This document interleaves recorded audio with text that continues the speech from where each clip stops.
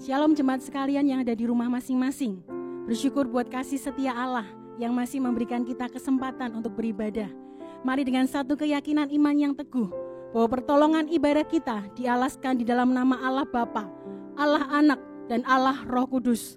Turunlah ke atas kita berkat kasih karunia, sukacita, dan damai sejahtera dari Allah Tritunggal. Amin. Bersukacitalah senantiasa dan mengucap syukurlah di dalam segala hal, sebab itulah yang dikehendaki Allah bagi setiap kita dalam Yesus Kristus. Mari kita terima sukacita surga yang jadi kekuatan bagi hidup kita.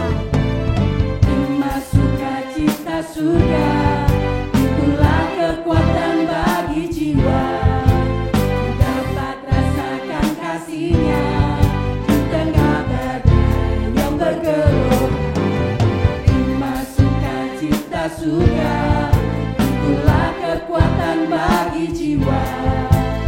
Dapat saksikan kuasa-Nya, taklukkan badai yang bergelora. Haleluya, Kau ada dalam hatiku, takkan patah semangatku, takkan hilang kekuatanku.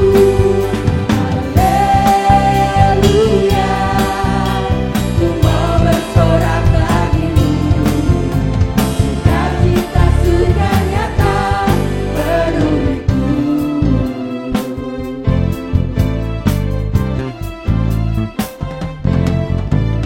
Terima sukacita surga, itulah kekuatan bagi jiwa.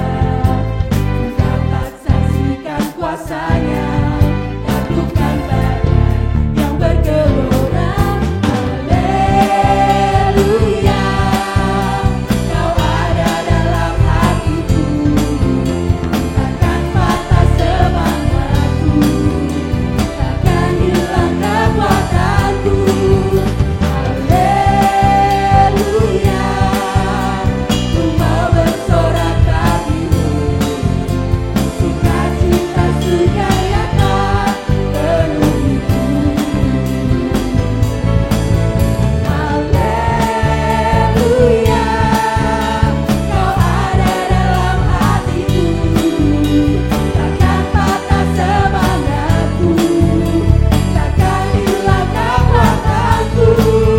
Haleluya, ku mau bersorak bagimu, sukacita surga nyata penuhiku. Sukacita surga nyata, sukacita surga nyata, sukacita surga nyata penuhiku.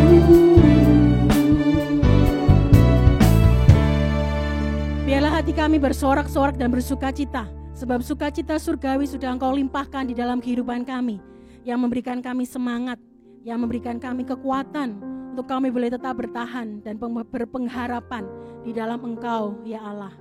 Oleh sebab itu biarlah Engkau yang teguhkan hati kami, agar hidup ini hanya menceritakan tentang kebaikan-Mu, tentang kasih-Mu, tentang penyertaan-Mu, tentang keajaiban-Mu, tentang kebesaran-Mu dan kedahsyatan Engkau, ya Allah kami. Sebab Engkaulah tetap Allah kami untuk selama-lamanya. Inilah doa kami yang kami alaskan di dalam nama Tuhan Yesus, Tuhan dan Juru Selamat kami yang hidup. Amin. Betapa dahsyat Engkau Tuhan, Pencipta segala yang ada, dulu sekarang sampai selamanya. Hanya Engkau Tuhan, tak terselami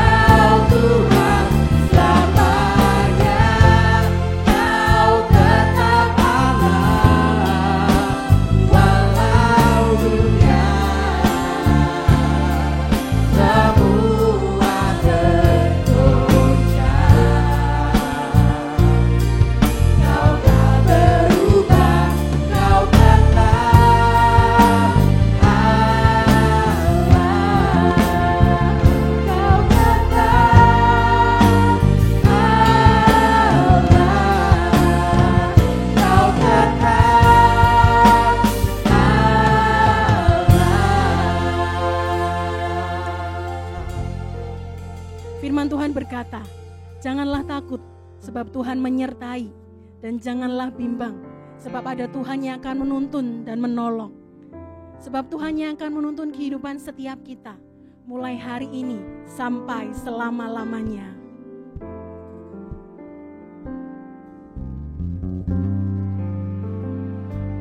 Tuhan menuntun hidupku, betapa sukacitaku, kemana saja jalanku, tangan Tuhan menuntunku.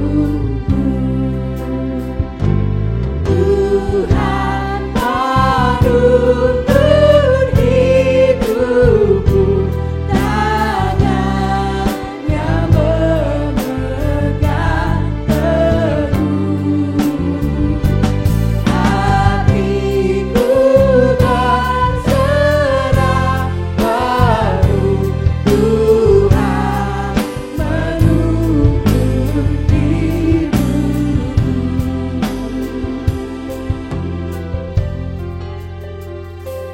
Di malam yang gelap benar, di taman indah dan segar, di laut teduh atau topan, menuntunku itu Tuhan. Tuhan menuntun hidupku, tangannya memegang teguh. Hatiku berserah penuh, Tuhan menuntun hidupku. Tuhan menuntun hidupku, tangannya memegang teguh. Hatiku berserah penuh, Tuhan menuntun hidupku.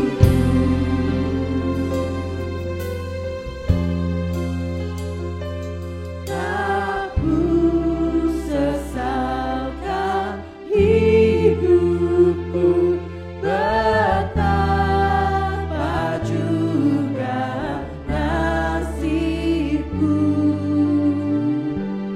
Puas dengan kehendakmu, sebab Tuhan penuntunku.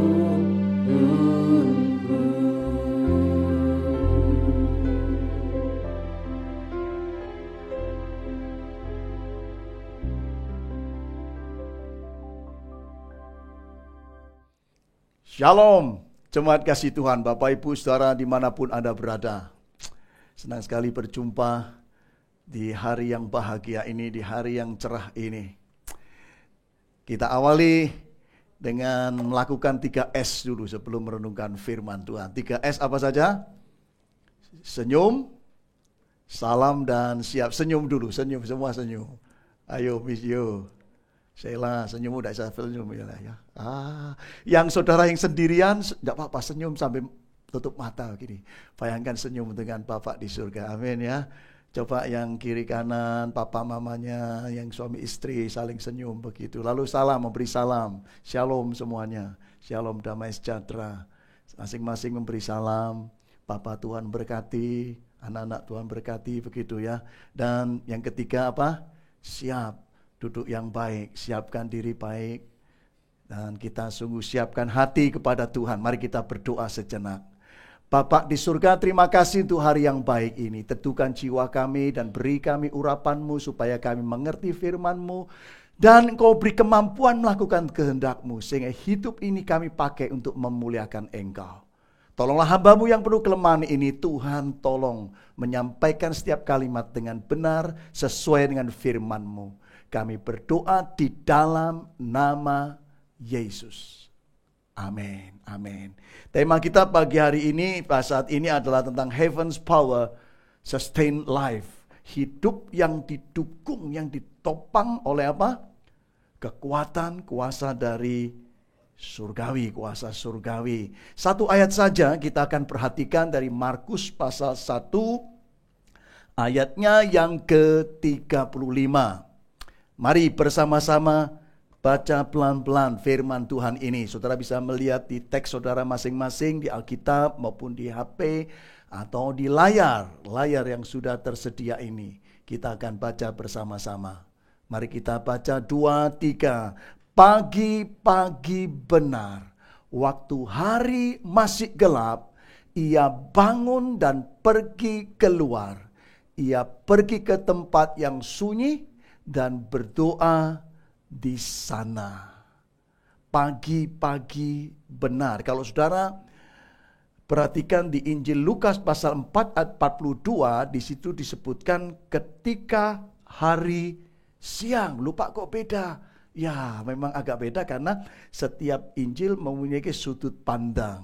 Ya, pagi-pagi Yesus masuk ke satu tempat untuk berdoa. Dan itu menunjukkan betapa lamanya Yesus berdoa sehingga waktu sudah hari siang itu tetap di sana. Karena Injil Lukas dikatakan waktu hari siang dan Yesus ke sana itu pakai bahasa past tense, sudah terjadi. Begitu, itu menunjukkan durasi. Sebab itu dikatakan ayat di bawahnya banyak orang mencari karena lu ini mana?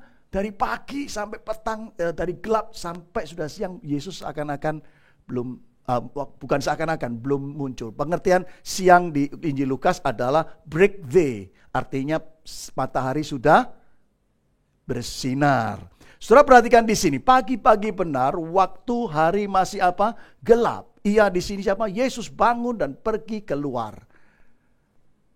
Ia pergi ke tempat yang apa? Sunyi. Apa maksudnya sunyi itu? Itu sunyi maksudnya apa? Sunyi maksudnya apa? Gamaliel ini di depan. Gamaliel, sunyi maksudnya apa? Richard, sunyi maksudnya apa? Ke tempat yang sunyi artinya apa? Sepi. Artinya apa lagi sunyi? Sepi itu artinya apa juga? Tenang. Tenang artinya apa lagi? Senyap. Sunyi, senyap. Apalagi yang di rumah? Apalagi? Tidak ada orang, Misio, betul. Yana, betul ya. Tidak ada orang. Berarti Yesus mengkarantina diri sendiri. So itu berbahagia ada di sini yang sudah mulai bosan. No, perlu mengkarantina diri, tidak ada orang. Artinya ya memang tidak kemana-mana, diam diri. Dan itu tempat yang baik untuk berdoa dan menikmati bersama dengan Tuhan. Saudara, mengapa pagi-pagi sekali hari masih gelap, Yesus bangun? Berarti apa? Ini suatu prioritas. Satu prioritas. Yesus sangat menentukan yang utama dalam hidupnya sebelum melakukan sesuatu. Dia sudah menjalankan sesuatu yang penting, yaitu berdoa. Kalau kita perhatikan Injil Markus pasal 1, diawali Yesus begitu sibuk sekali. Mulai pagi sampai malam. Disitulah Yesus mementingkan satu yang penting dalam hidupnya adalah berdoa. Dan itu nampaknya menjadi satu kebiasaan pola hidup Yesus. Kalau kita perhatikan pasal 6 ayat 12 disebutkan sebelum dia memilih 12 muridnya, Yesus dia semalam-malaman menghabiskan waktu untuk berdoa. Berapa banyak ayo di antara kita yang sungguh mau bekerja, sungguh-sungguh mau bahkan mungkin mau membeli sesuatu, saudara bergumul, berdoa sungguh-sungguh terlebih dahulu. Kalau kita perhatikan di Matius pasal 14 ayat 13 juga, Yesus begitu sibuknya sehingga dia sengaja katanya naik perahu dan mencari tempat yang sunyi untuk berdoa. Ibrani pasal 5 ayat 7 memberitahu pada kita sepanjang hidupnya Yesus sebagai manusia, dia hidupnya menaikkan doa. Menaikkan doa. Bagi doa adalah bagian kehidupan yang tidak dipisahkan di dalam kehidupan Tuhan Yesus. Kalau Tuhan Yesus saja begitu sangat menempatkan dan tidak bisa meninggalkan hidupnya dengan doa, siapakah kita ini yang tidak berdoa dan menganggap doa itu sesuatu yang remeh? Betapa ruginya. So itu kita harus mengerti pada saat ini kita belajar firman Tuhan, diteguhkan kembali. Kalau begitu mengapa kita berdoa? Mengapa penting? Mengapa kita berdoa? Karena kalau bisa diringkaskan, doa itu merupakan sumber energi batinnya, batin kita, jiwa, roh, kehidupan manusia, batin kita, saudaraku. Yesus tahu akan hal itu. Yesus yang mulia, yang Allah sendiri sangat membutuhkan energi batinnya. Kalau mungkin bahasa elektronik, berarti doa itu seperti apa? HP kita di-charge lagi. Roh kita butuh di-charge senantiasa. Kalau kita saja saat ini budaya kita bukan, yang kita khawatirkan bukan ada uang berapa, yang kita khawatirkan apa? Baterainya tinggal berapa? Atau kekuatan wifi kita, betul tidak? Betapa kita harus jujur, berapa kita itu meremehkan kehidupan batin kita tanpa kita pernah memperhatikan apakah aku membutuhkan kekuatan dari surga. So itu doa itu penting sekali, saudaraku. Perhatikan Matius pasal 26, kalau kita perhatikan Yesus sangat membutuhkan itu ketika menjelang naik ke kayu salib. Yesus menghabiskan malam terakhirnya di Getsemani, bahkan sampai percucuran, sampai keringatnya itu seperti darah, sampai demikian. Dan itu merupakan gaya hidup sepanjang kehidupan orang Kristen. Kalau kita perhatikan Kisah Para Rasul pasal 2, orang Kristen yang pertama-tama demikian dikatakan tiap-tiap hari mereka berkumpul dan berdoa. Kalau kita juga perhatikan Kisah Rasul pasal 4 ayat 31, itu satu pola hidup mereka. Mereka dikatakan berdoa senantiasa, sampai berdoa itu demikian hebatnya sampai tempat mereka goyang. Rasul Paulus sebagai hamba Tuhan yang diurapi Tuhan dan dipakai Tuhan pun membutuhkan doa. Dalam Efesus pasal 6 ayat 20 dikatakan, hendaklah naikkan doa untuk aku supaya aku bisa memberitakan firman Tuhan. Doa demikian penting sampai Kristus sendiri harus mati di atas kayu salib supaya setiap kita mendapatkan akses ke takhta Allah. Ibrani pasal 10 mulai ayat 19 kalau kita baca di sana. Kristus membuka tirai bait Allah sehingga kita punya akses ke takhta Allah katanya. Dan dia adalah imam besar agung kita. Dia setiap saat mendengar doa setiap kita. Dan Roh Kudus itu diberikan kepada kita supaya kita diberi kemampuan untuk berdoa. So itu Roh Kudus nama lainnya adalah penolong. Kita tidak akan mampu berdoa, saudara tidak akan mampu berdoa kalau Roh Kudus tidak menolong. Saya pun sebagai pendeta membutuhkan Roh Kudus menolong kita. Sebab itu kalau kita baca di dalam Roma pasal 8 ayat 26, di sana disebutkan Roh Kudus yang bisa membantu kita waktu kita tidak bisa berdoa pun. Dan membantu kita berdoa dengan kata-kata yang mungkin kita tidak mengerti. Mungkin saudara pernah mengalami di antara saudara. Saudara hanya bisa nangis saja. Saudara mungkin berdoa tidak bisa ngomong apa-apa. Baik, percayalah itu Roh Kudus yang menolong kita untuk berdoa. So itu penting sekali saat ini kita sungguh-sungguh memikirkan dan serius dengan kehidupan doa. Jangan merasa jenuh lagi kalau saudara mungkin selama ini di rumah. Ini kesempatan untuk saudara mengalami kuasa dari surga. So itu berdoa itu harus sengaja. Karena iblis tahu doa itu penting dan kalau saudara berdoa Tuhan memberkati saudara, maka iblis akan menghalang-halangi. Percuma lu berdoa, lu lihatan hidup masih susah. Kamu tidak berdoa saja, orang tidak berdoa saja baik. Atau waktu berdoa saudara, aku tidak bisa berdoa Pak, karena kalau aku doa itu pikiranku kemana-mana. Saudara, itu yang melemahkan. Saat ini saudara belajar satu hal firman Tuhan. Ingat Roh Kudus yang memampukan. Harus sengaja. Saya sejak 92 mengalami ini, mempraktekkan ini, membaca satu buku dari Richard Baxter, seorang hamba Tuhan abad 17. Abad 17 itu tahun berapa? Ada yang tahu? Abad 17 berarti sekitar tahun 1600-an begitu. Nah sekitar 1630-an ada seorang hamba Tuhan namanya Richard Baxter. dia menulis buku tentang doa namanya Reform Pastor. Pengertian reform di sini bukan doktrinal, tapi hamba Tuhan yang diperbarui. Dan dia mengajarkan bagaimana seorang kita harus bisa berdoa, harus menghardik diri sendiri katanya. Hai Yusuf, jangan males gitu. Ya, kamu ngomong ya. Andre, Kinanto ya. Bukan kalau Kinanti lain ya. Kitanto ya. Andre. Ya, kalau saudara tidak bisa berdoa, hei Andre, doa. Hei Yusuf, doa, harus menghardik diri sendiri. So itu kalau kita baca perjanjian lama, seringkali di orang-orang perjanjian lama bagaimana? Memukul-mukul dadanya katanya ya. Dan mengoyak jubah. Itu sengaja. Saudara dan saya harus sengaja berdoa. Saudara sengaja, Yesus dikatakan apa? Pagi-pagi benar waktu hari masih gelap, dia keluar. Artinya apa? Sengaja. Ngantuk pun, Yesus ngantuk-ngantuk, dia tetap berdoa. Jadi tidak apa-apa saudara ngantuk-ngantuk, cuci muka, berdoa. Harus disengajakan, harus ambil waktu khusus. Saya akan berdoa jam 5, saya jam 6. Saudara, bukan berarti saudara itu lalu kaku jam 5. Minimal saudara sungguh sudah mengambil apa? Keputusan. Jadwal yang tetap. Malam, pagi, tapi saya usulkan pagi itu yang paling bagus. Harus sengaja. Mazmur 42, ada 3 kali itu diungkapkan. Hai jiwaku, jangan gelisah hai jiwaku katanya. Berserulah kepada Tuhan. Saudara harus bangkitkan roh doa di dalam diri saudara sendiri. Itu contohnya adalah di dalam Markus pasal 10 ada orang buta namanya siapa? Siapa yang tahu? Orang buta di Markus pasal 10. Bartimius. Saudara tahu ceritanya bagaimana? Kau Daniel. Bartimius ketika itu ketemu Yesus manggil apa? Anak Daud, kasihanilah aku. Lalu Yesus datang. Tidak. Bahkan para muridnya menghalangi. Yesus jangan. Dikatakan firman Tuhan.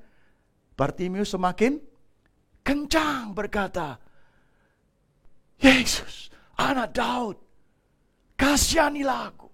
Ada kesengajaan. Itu penting sekali.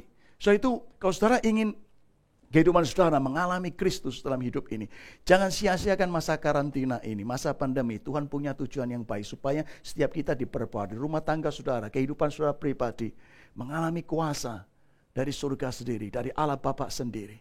Lakukanlah dengan kesengajaan untuk ambil tekad untuk hidup menjadi orang yang berdoa.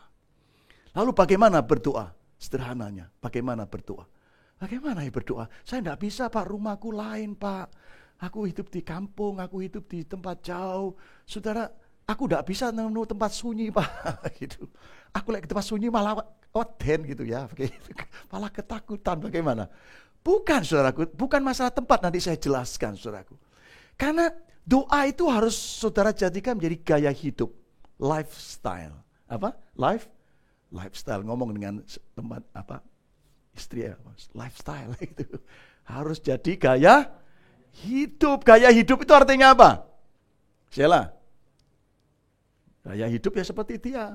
Tidak mau tetap lihat HP. Gitu gaya hidup. Kemana-mana bawa HP itu gaya hidup. Sekarang pertanyaannya banyak. IG-mu apa? Itu ya. Instagram-mu itu menjadi gaya hidup. Yesus memberi contoh. Di dalam Lukas 18, kalau kita baca di situ, ada mengajarkan supaya bagaimana tidak jemu-jemu berdoa. Yesus beri contoh, ada seorang janda yang mengalami malapetaka, dia ingin dibela oleh seorang hakim, dan dia terus-menerus datang kepada hakim, betul tidak? Nah itu akhirnya menjadi gaya hidup. Daniel pasal 6 ayat 11 di situ disebutkan, Daniel dikenal 3 hari dia berdoa, 3 hari. 1 hari 3 kali maksud saya 3 hari. 1 hari 3 kali maksudnya berdoa. Mazmur 5 ayat 4 dikatakan, pada waktu pagi engkau mendengar aku ya Tuhan, dan setiap pagi aku menyiapkan persembahanku. Jadi menjadi satu gaya hidup. 1 Tesalonika 5:17, siapa yang tahu? Pak Roy. Bunyinya apa? Tahu harga HP saja dia ya. Apa? 1 Tesalonika 5:17. Tetaplah berdoa. Sheila, anak Esopo dulu ya. 1 ayat 17. teruslah berdoa. Gaya hidup maka doa itu pribadi, unik. Saya beda dengan Pak Daniel, saya beda dengan Pak Roy, cara ngomong saya beda, betul tidak? Setiap kita unik, di antara kita tahu itu kalau ada suara cekekean kita bisa tahu, oh itu siapa? Ayo, tahu supaya di gereja kita, betul tidak ya? Tahu. Oh kalau ngomongnya keras itu pasti pendeta A, itu sudah tahu semuanya. Ya, itu unik sekali. Itu unik pribadi. Jadi jadikanlah doa itu satu pribadi. Saudara tidak terpampang dengan duduk, berdiri. Saudara bisa berdoa itu satu gaya hidup. Saudara mungkin waktu goreng, pitik, saudara tetap bisa berdoa. Betul tidak ya? Saudara waktu jualan di toko tenang, saudara bisa berdoa. Saya pun melakukan itu ketika cuci mobil pun juga saya bisa berdoa ya. Tuhan tolong Tuhan, bersihkan aku juga ya. Saudara mungkin hitung uang juga. Tuhan, berkati hidupku. Ya, berkati orang lain, jangan diri terus ya. Jadi sifatnya pribadi. Saudara bisa waktu jalan berdoa. Saudara sengaja berdoa. Waktu saudara nyapu, saudara bisa berdoa. Dan doa karena gaya hidup, maka doa itu harus menjadi budaya. Budaya itu artinya apa? Habit juga ya. Budaya itu, siapa yang tahu kalau nanti kita kembali ibadah bersama di gedung gereja, siapa yang tahu tempat duduk saya di mana setiap minggu? Ayo, kau enggak tahu keterlaluan itu. Nah, Richard di mana? Iya mesti di depan. Tapi di bangku ke tengah kanan ya. Pak penginjil Theo di mana? Di balkon ya. Duduknya. Kanan Paul Wiring kadang-kadang. Pasti tahu. Anda sendiri duduk di mana? Nah, tahu semuanya. Itu menjadi budaya, betul ya? Tidak ada diprogramkan, pokoknya datang masuk gereja, mak jeglek di situ, betul tidak ya? Artinya memang ada sesuatu yang semakin itu teknik sekali. Oh itu perlu kita belajar teknik supaya ada sesuatu yang menjadi budaya akhirnya, betul ya? Jadi tidak sembarangan juga, memang itu gaya hidup satu pribadi, bisa nyapu waktu nyapu, tapi waktu ngerjakan apa bisa berdoa, bisa nangis, bisa mengungkapkan, tapi perlu juga satu budaya juga. Ada teknik. Nah berhubung waktu saya memperkenalkan dua saja. Yang pertama disebut doa satu kata. Ini doa yang sering ditinggalkan oleh teman-teman kita. Di antara kita orang Protestan tidak menjalankan. Teman-teman kita Katolik dan bagian yang lain seringkali melakukan ini. Karena ini memang tradisi. Dan ini dimulai dengan Santo Bapak Gereja Agustinus sebenarnya. Doa satu kata artinya doa yang singkat itu. Dalam Inggrisnya disebut centering prayer. Doa yang hanya mengungkapkan, Tuhan Yesus tolong saya. Tuhan Yesus tolong saya. Di dalam tradisi gereja, itu pada umumnya waktu liturgi Sakramen Perjamuan Kudus ada istilah Kyrie eleison atau Kyrie eleison. Tuhan kasihanilah aku. Tuhan kasihanilah. Itu pada masa gereja-gereja mula orang Kristen hanya berdoa centering prayer, doa satu kata. Tuhan kasihanilah kami. Kristus kasihanilah kami. Christes eleison. Kyrie eleison. Tuhan kasihanilah. Tuhan kasihannya. Saudara bisa berdoa demikian. Mungkin kata-kata seperti haleluya. Haleluya. Saya pun melakukan itu. Saya bertahun-tahun melakukan doa satu kata ini secara diam-diam. Tuhan tolong saya. Tuhan berkati saya. Tuhan pimpin saya. Saudara sebagai orang tua juga terus berdoa. Tuhan berkati anakku. Sebut namanya. Tuhan tolong aku. Tuhan pimpin aku. Hanya itu saja. Karena itu doa menjadi bagian dalam kehidupan saudara dengan Tuhan. Dan saya saat ini memperkenalkan satu katakanlah budaya yang mungkin saya tularkan pada saudara. Saudara bisa mengembangkan sendiri. Yang saya sudah jalankan lebih dari 10 tahun ini. Yaitu namanya 3M ya. Ada 3 tahap. Biasanya ada doa yang ada banyak tahapan, tapi ini sederhana sekali. 3M. Apa? Mari bersama-sama sebut. Yang pertama apa? Menyerah, kedua melepas, yang ketiga menerima. Menyerah itu artinya begini, waktu setelah menyerah, Tuhan aku serahkan hidupku Tuhan. Tuhan aku menyerah Tuhan, aku tidak ngerti masalah ini Tuhan. Tuhan aku serahkan kepandianku Tuhan. Tuhan aku serahkan keuanganku. Tuhan, aku serahkan Tuhan. Aku tidak punya duit Tuhan. Tuhan, aku serahkan masa depanku. Tuhan, aku serahkan pendidikanku. Pokoknya saudara berserah. Kemudian apa? Melepas. Saudara katakan, Tuhan, aku lepaskan kekhawatiranku. Aku lepaskan apa? Kemarahanku. Aku lepaskan Tuhan apa? Iri hati. Tuhan, aku lepaskan apa? Kesombonganku. Tuhan, aku lepaskan kejengkelanku. Tuhan, aku lepaskan. Lalu menerima. Tuhan, aku menerima pengampunanmu. Tuhan, aku menerima berkat-Mu hari ini. Aku menerima your favor. Perkenananmu. Tuhan, aku menerima sukacita dari Engkau. Katakan demikian, saudaraku. Jadi terus. Nah, dan saya pada umumnya mempraktekkan untuk saudara bisa lakukan juga. Kalau saudara mau ikut juga boleh. Yaitu dengan sebagai exercise. Senam begitu ya. Jadi pertama ini angkat tangan gini. Saudara, kalau saudara sering pergi dengan saya, pengalaman seperti saya melakukan ini ya pagi-pagi ya. Gini. Jadi waktu ke atas ini menyerah. Ambil napas, Tuhan, aku menyerah Tuhan. Embuh Tuhan, bagaimana hidupku. Tuhan, aku serahkan semuanya. Amin. Saudara lakukan. Kemudian melepas tangannya begini, saudaraku. Nah, coba Roy begini. Ya, lepas semuanya ya. Lepas. Saudara bisa berdiri juga ya, sama berdiri lalu lepas, saudara lepas. Tuhan, aku lepaskan kekhawatiranku, ketakutanku, sakit penyakitku. Tuhan, aku lepaskan. Kemudian menerima begini. Saudara tarik nafas. Tuhan, aku terima berkat-Mu, terima pengampunan-Mu, terima kasih sayang-Mu, terima pengharapan-Mu.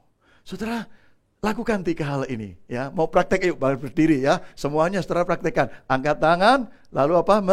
Menyerah. Saudara, dalam hati, Tuhan, aku menyerah. Terserah saudara, menyerah apa? Aku serahkan kesombonganku, serahkan keuanganku, serahkan kepandianku, serahkan kekuranganku. Lalu saudara melepaskan, lepas apa? Ketakutan, jengkelan, yaitu. Kemudian saudara, aku terima berkat-Mu, pengampunan-Mu Tuhan. Saudara, sederhana sekali, saudara lakukan itu. Saudara, doa harus menjadi satu gaya hidup. Saya melakukan ini kalau jalan kaki juga, saudara jalan kaki begini sampai gini, kemudian lepas gini. Lalu ini, itu roh kita juga ngomong 3 hal itu. Ya. Saudara mulai lakukan itu ya. Saudara bisa mungkin 7 tarik napas begitu. Atasnya 7 kali tarik napas ke kanan, 7 kali napas menerima. 3M ini ya. Saya sudah mempraktekkan lebih dari 10 tahun. Saya melihat bagaimana Tuhan menolong hidup saya pribadi dan orang-orang lain ya. Jadi karena dengan demikian maka seperti Kristus itu. Kristus yang sibuk itu, dia tetap memiliki energi yang luar biasa sekali. Sebab itu kalau kita baca ayat yang ke-39, dikatakan apa? Lalu pergilah ia ke seluruh Galilea, saudaraku, jalan kaki waktu itu. Dan memberitakan Injil dalam rumah-rumah ibadat mereka dan mengusir setan. Yesus melakukan itu. Artinya apa di sini? Saudara, Yesus berdoa pagi-pagi supaya dia melakukan ayat 39 ini, saudaraku. Siapakah saudara saya mau kerja melakukan sesuatu mengandalkan diri sendiri? Tidak heran saudara kecewa, tidak heran saudara merasa capek, tidak heran saudara merasa jenuh dalam hidup ini. Lakukan dengan kuasa doa lebih dahulu. Charge, kalau HP saja saudara membutuhkan di charge lagi. Bukankah roh saudara saya perlu? Sehingga kita bisa bertindak, ada action. Saat ini saya ingin mendoakan saudara juga. Dan kita akan saling mendoakan. Perbuatan apa yang Tuhan letakkan dalam hatimu saat ini yang saudara lakukan. Katakan, Tuhan, saya mau melakukan itu, Tuhan. Saudara mungkin selama ini ada kebutuhan yang saudara rasanya tidak bisa saudara tangguhkan lagi. Tuhan, ini kerjaan bagaimana Tuhan? Tuhan, anakku bagaimana? Tuhan, nanti kesehatanku bagaimana? Saudara jangan takut. Yesus melakukan yang berat, mengusir setan tidak sembarangan. Tapi dia mampu karena ada kuasa doa. Saat ini doa. Mulai hari ini, saat ini tenangkan diri. Katakan Tuhan. Dan saya akan mendoakan saudara. Dan saudara akan juga dipenuhi oleh Tuhan. Kalau saudara mau melakukan itu. Saudara percaya kuasa Tuhan yang bisa menyembuhkan saudara. Kuasa bilur Tuhan Yesus yang bisa mengampuni kehidupan saudara. Siapapun saudara. Buka hati saudara. Katakan, Tuhan Yesus, I need you. Aku membutuhkan. Pulihkan hidupku Tuhan. Pulihkan. Bangkitkan hidup setiap kita saat ini untuk hidup sebagai orang yang berdoa dan mengalami kuasa doa. Saya ajak saudara menaikkan pujian yang sederhana sekali. Kuasa-Mu memulihkan. Kuasa-Mu memulihkan. Kuasa-Mu memulihkan. Percaya kau berfirman, kuasa-Mu yang pulih. Oh bilur-Mu menyembuhkan. Bilur-Mu menyembuhkan. Percaya kau berfirman, bilur-Mu yang sembuh. Musik tetap mengalun, saudara bisa menaikkan pujian dalam hati saudara dalam senyap. Sementara saudara katakan, Tuhan Yesus, inilah hidupku. Saya beri waktu saudara sejenak. Jangan ragu-ragu lagi. Jangan hiraukan orang di sekitar, anggota keluarga saudara sendiri pun. Yang penting saudara dengan Tuhan. Kalau hari ini katakan, Tuhan, aku mau melakukan sesuatu untuk Engkau. Dan apa yang menjadi kekhawatiran saudara? Katakan, Tuhan, terima kasih untuk beban ini, kesulitan ini Tuhan. Dan aku tahu cara mengatasinya. Aku akan datang minta kuasa-Mu. Amin saudara. Ya, dudukkan kepala saudara. Saudara bisa mengangkat tangan. Saudara mungkin letakkan tangan saudara di dada, atau saudara melipat tangan. Apapun yang saudara merasa nyaman. Katakan, Tuhan, ini aku Tuhan. Mungkin saudara bisa mulai mempraktekkan ini. Doa satu kata. Katakan, Tuhan Yesus tolong saya. Tuhan Yesus tolong saya. Tuhan Yesus berkati aku. Kasihanilah aku. Atau saudara mulai mempraktekkan 3M tadi. M yang pertama apa? Menyerah. Apa yang saudara mau serahkan hidup kepada Tuhan? Apa yang saudara mau serahkan segala sesuatu dalam hidup saudara kepada Tuhan? M yang kedua apa? Melepas. Lepaskan apa yang selama ini menjadi ganjelan, ketakutan, kekhawatiran, bahkan menjadi kesombongan saudara. M yang ketiga apa? Menerima. Katakan, Tuhan, aku mau menerima pengampunan-Mu. Aku menerima kekuatan-Mu. Aku menerima pimpinan-Mu. Aku menerima firman-Mu.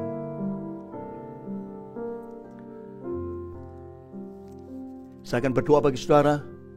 Tuhan Yesus berkati setiap anak-anak-Mu dimanapun berada yang hari ini berdoa kepadamu. Hamba-Mu percaya Engkau mendengar dan Engkau sudah menjamah setiap anak-anak-Mu ini Tuhan. Rumah tangga demi rumah tangga Tuhan penuhi dengan kemuliaan-Mu. Pribadi dengan pribadi, setiap pribadi Tuhan hadirkan kuasa-Mu. Bilur-Mu menyembuhkan di antara kami Tuhan Yesus. Kuasa-Mu melepaskan kami dari segala perkara yang sia-sia. Dan kuasa-Mu Kristus hari ini memulihkan kami. Hamba-Mu percaya di dalam nama Tuhan Yesus Kristus.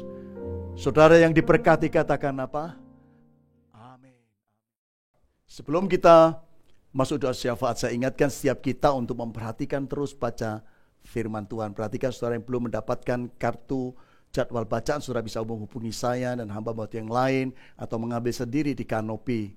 Dan juga biarlah setiap kita sungguh tetap menjaga hati kita, merindukan memberi persembahan. Saudara bisa menyiapkan amplop saudara bisa sampaikan di kanopi atau saudara transfer melalui bank nomor rekening yang sudah tersedia. Biarlah kita sungguh tetap melayani Tuhan dan siapkan hati untuk sungguh-sungguh memasuki new normal yang dikehendaki oleh Tuhan. Mari kita kembali menenangkan diri kita berdoa bersama.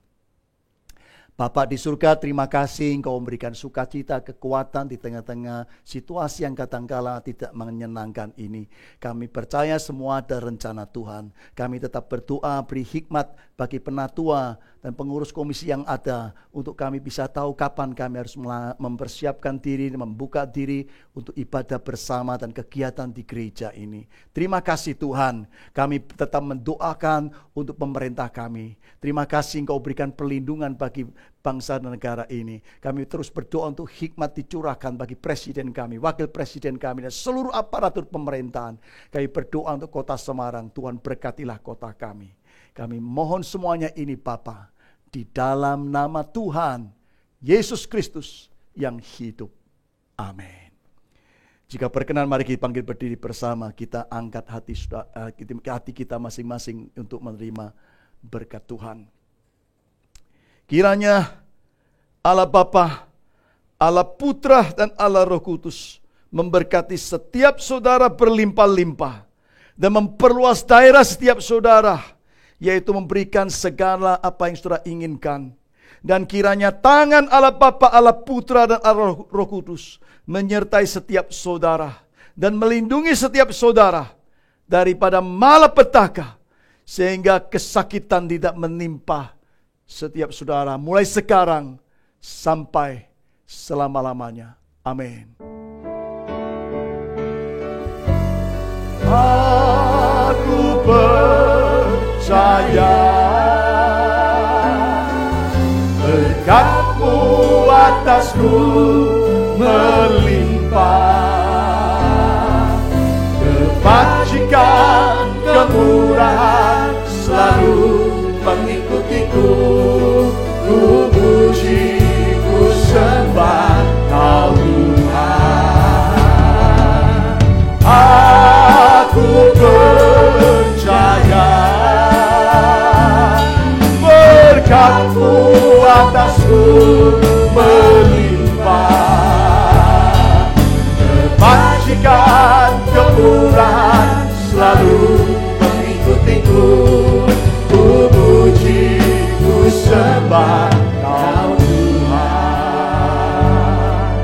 Ku puji, ku sembah Kau Tuhan. Tuhan memberkati setiap saudara.